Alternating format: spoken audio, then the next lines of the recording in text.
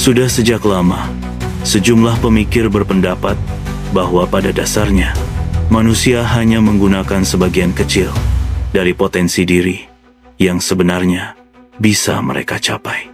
Teori ini menyatakan bahwa manusia di bumi hanya memanfaatkan sekitar 2,5% dari kemampuan maksimal mereka sebagai makhluk ciptaan Sang Pencipta yang sempurna. Potensi 2,5% ini melibatkan tingkat penguasaan energi tubuh yang dalam dunia persilatan dikenal dengan istilah tenaga dalam, atau dalam bahasa yang lebih ilmiah dikenal dengan istilah energi sel. Semakin besar tingkat tenaga dalam seseorang, semakin banyak sel otaknya yang aktif. Jika manusia mampu meningkatkan kemampuan tubuhnya hingga 3%, mereka akan berada sedikit di atas rata-rata, mengakses lebih banyak potensi daripada kebanyakan orang yang hanya memanfaatkan 5% dari kapasitas mereka. Di level ini, beberapa kemampuan yang bisa dicapai antara lain menguasai 50 bahasa dunia, menghafal satu set ensiklopedia, mendapatkan gelar profesor di berbagai bidang ilmu, dan masih banyak lagi. Bagaimana jika potensi itu dapat dimaksimalkan lebih jauh? Kemampuan manusia bisa berkembang hingga menguasai ilmu yang seakan hanya ada dalam film-film silat Mandarin. Kekuatan tubuh meningkat pesat, bahkan kemampuan seperti telekinesis bisa menjadi kenyataan. Meskipun teori ini belum sepenuhnya terungkap dalam ilmu pengetahuan konvensional, ada potensi besar bahwa konsep ini bisa menjawab banyak pertanyaan yang telah lama membingungkan kita. Salah satunya adalah, mungkinkah entitas yang dikenal dalam berbagai budaya sebagai dewa sebenarnya hanyalah manusia biasa, tetapi dengan tingkat energi tubuh yang jauh lebih tinggi daripada kita? Apakah dewa-dewa itu benar-benar ada? Mengapa begitu banyak bangsa di dunia yang percaya pada keberadaan para dewa? Dan yang tak kalah penting, apa sebenarnya dewa itu? Menariknya, teori ini juga berhubungan dengan konsep yang diangkat dalam tayangan populer Ancient Aliens di History Channel. Meski sering dianggap sebagai tayangan yang penuh spekulasi, Ancient Aliens mengajukan kemungkinan adanya campur tangan makhluk luar angkasa yang dianggap sebagai dewa oleh manusia pada masa prasejarah. Dengan menyajikan bukti-bukti yang kontroversial, program ini mengajak kita untuk mempertimbangkan bahwa peradaban manusia mungkin telah dibantu oleh entitas dari luar angkasa. Menurut teori 5% manusia ini, kita saat ini hanya memanfaatkan sebagian kecil dari kapasitas energi tubuh kita. Meskipun terdengar seperti mitos, konsep ini banyak digunakan dalam film-film fiksi ilmiah seperti Superman, X-Men, Heroes, dan Lucy. Dalam teori ini, fokusnya bukan pada persentase penggunaan otak seperti yang sering diajarkan dalam mitos 10% kapasitas otak, tetapi pada penguasaan energi tubuh dalam persentase yang lebih jelas. Misalnya, di level 40%, manusia dapat melakukan hal-hal luar biasa seperti yang terlihat dalam film-film superhero. Memiliki penglihatan sinar X, kekuatan fisik yang tak tergoyahkan, dan kemampuan luar biasa lainnya. Di level ini, seseorang bahkan bisa membelah laut, seperti yang dilakukan oleh Nabi Musa dalam kisah mujizat.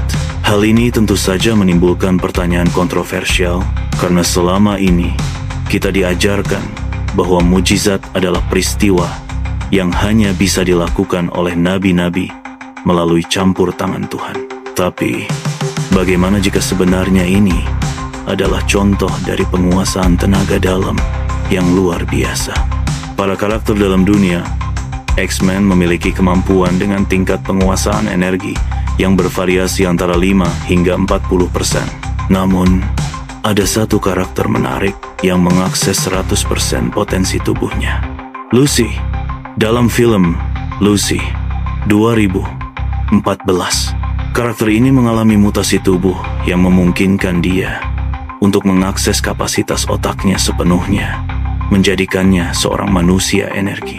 Bayangkan betapa luar biasanya potensi manusia jika kita mampu mencapai tingkat penguasaan energi yang tak terbatas seperti itu. Film-film itu menggambarkan potensi luar biasa yang dapat dicapai oleh manusia jika mereka mampu mengakses seluruh kemampuan tubuhnya.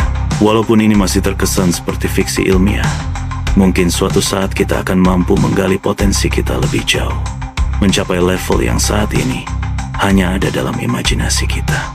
Jika mencoba menyambungkan teori ini dengan pertanyaan mendalam tentang apa yang dimaksud dengan dewa, kita bisa memikirkan bahwa dewa sebenarnya bisa didefinisikan sebagai manusia yang memiliki penguasaan energi jauh di atas rata-rata manusia saat ini. Dalam konteks ini, para dewa bukanlah entitas supernatural atau makhluk dari dimensi lain, melainkan individu yang telah mencapai tingkat penguasaan tubuh dan energi yang luar biasa, mungkin jauh melampaui kapasitas manusia biasa. Teori ini, meskipun sering dianggap sebagai cerita, tapi menawarkan pandangan yang menarik. Mengapa? Karena pada dasarnya, konsep tersebut bisa masuk akal jika kita melihatnya dari sudut pandang logika dan ilmu pengetahuan yang lebih luas. Dewa dalam banyak budaya sering digambarkan memiliki kekuatan fisik, mental, atau bahkan kekuatan alam yang sangat luar biasa. Namun, jika kita berpikir lebih dalam, bukankah mungkin mereka adalah manusia yang telah menguasai potensi diri mereka hingga batas yang tidak bisa kita bayangkan sekarang? Meskipun terdengar seperti cerita fiksi ilmiah atau legenda kuno, ide ini justru memperkenalkan kemungkinan bahwa kekuatan super yang kita lihat dalam mitos atau cerita rakyat di berbagai belahan dunia bisa jadi merupakan manifestasi dari penguasaan tenaga dalam yang ekstrem, sesuatu yang mungkin tidak jauh dari apa yang kita lihat di film-film atau novel fiksi ilmiah. Kenyataannya, teori ini masih dianggap sebagai dongeng atau khayalan oleh banyak orang. Mengapa? Karena hal itu bertentangan dengan pandangan tradisional tentang dunia dan pemahaman kita mengenai ilmu pengetahuan. Konsep ini yang menjelaskan manusia dengan kemampuan luar biasa sering dianggap fiksi ilmiah terlalu fantastis untuk diterima oleh akal sehat atau dipahami dengan ilmu yang ada saat ini. Namun, apakah itu berarti kita harus menutup kemungkinan untuk sesuatu yang lebih besar dari apa yang kita pahami sekarang? Seperti halnya banyak penemuan besar dalam sejarah.